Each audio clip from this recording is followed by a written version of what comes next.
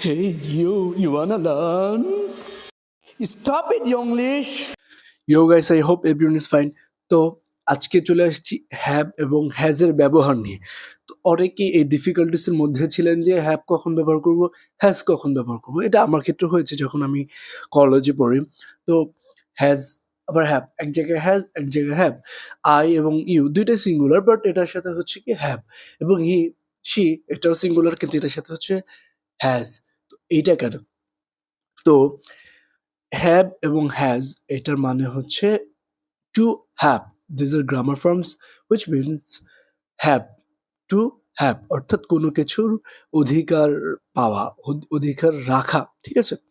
So এখন have এবং হ্যাজটা কখন বসবে? হ্যাজ হচ্ছে একদম সিম্পল ভাষায় যখন সাবজেক্টটা কোন অবজেক্ট না, সাবজেক্টটা যে ব্যক্তি বলতেছে সে কয়জন, সে কি একজন নাকি দুইজন? সে যদি একজন হয় তাহলে হ্যাজ, এবং সে যদি দুই থেকে অধিক যত হয় তাহলে হ্যাভ। এবং সাবজেক্ট হ্যাঁ যে একজন নাকি দুজন, এটা কিভাবে বুঝবে? এটা বোঝার জন্য আপনাকে দেখতে হবে যে সাবজেক্টের কোনো যে সাবজেক্ট তার সাথে কোনো অ্যাস ব্যবহার হচ্ছে নাকি। যে যেরকম the books, the cars, no cows. তো এরকম কোনো অ্যাস যুক্ত হচ্ছে নাকি? আর যদি অ্যাস যুক্ত না হয় সেগুলো কয়েকটা মেমোরাইজ করতে হয়, মুখস্থ করতে হয়। যেরকম হ্যাভ ব্যবহার হয় আই, উই, ইউ, এগুলোর ক্ষেত্রে এগুলো মুখস্থ করে রাখতে হবে। তো হ্যাভ কাদের সাথে ব্যবহার হয়? First person, second person, third person, plural nouns এর ক্ষেত্রে। এবং সাবজেক্ট যেগুলো প্লুরাল, তো সাবজেক্ট মনে রাখার জন্য কয়েকটা মুখস্থ করতে হবে যেগুলো এক্সেপশনাল, বাকিগুলো অ্যাজ দেখলে হচ্ছে, বা আপনি যদি বুঝতে পারেন plural.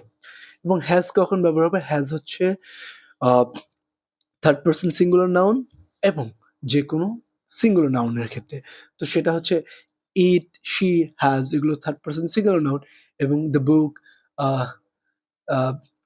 The man, the person, the cow, the car, the mirror, the mobile, এগুলো সিঙ্গুলার, বোঝাই যাচ্ছে একটা। সো এগুলোর ক্ষেত্রে হ্যাজ ব্যবহার হবে। এবং আপনি যদি এখনো কোনো কনফিউশন থাকে, তো আমি বলবো আপনি যত পড়বেন তত আপনার মনে থাকবে, যত প্র্যাকটিস করবেন। আপনার মনে হয় না যে যে কখন কেউ যখন অন্যগুলো ইংরেজি বলতে থাকে, তো সে কিভাবে খেয়াল করে যে উনি ফার্স্ট পারসন বলতেছে না থার্ড পারসন বলতেছে? Have you ever thought about that? দেখেন, হ্যাভ ইউ এভার, এই যে আমি কিন্তু এটা ভাবি না যে আমি হ্যাজ না হ্যাভ বলবো। এটা বলতে বলতে ওই মাইন্ডে অলরেডি ঢুকে যায়, ক্যাচ করে, the habit.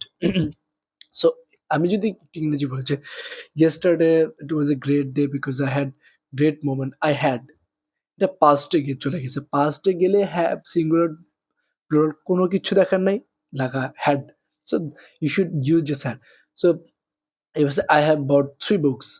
I have bought 3 books, and the books have so many pages. The book have a lot of things to say, and one of them, has a great appeal in its pages. Look, I'm gonna randomly বললাম one of that book, one one of that books actually, এখানে কিন্তু আমি সাবজেক্টটা one, so has এখানে ব্যবহার। So এইরকম এখন আমি কয়েকটা এক্সাম্পল দিই। এক্সাম্পলগুলো হচ্ছে she has a car, তো she has a car, she has a dog, ঠিক আছে? the book has so many pages, the book pages কিন্তু প্লুরাল, বাট আমার এখানে সাবজেক্ট দ্য বুক একটা। she has a car, she কিন্তু মুখস্থ করে ফেলছি, she সাথে has হয়। তারপর দ্য ডগ, দ্য ডগ কিন্তু সিঙ্গুলার। সো এখন আমি কিছু আপনাকে এক্সারসাইজ দিচ্ছি, এটা আপনার বাসায় আপনি করে নেবেন। তো সিম্পল ব্যাপার, হ্যাভ এবং হ্যাজ, প্লুরাল হলে হ্যাভ, সিঙ্গুলার হলে হ্যাজ, এবং কোনো এক্সেপশন যদি থাকে সেগুলো মুখস্থ করে নিতে হয়। So till then, by.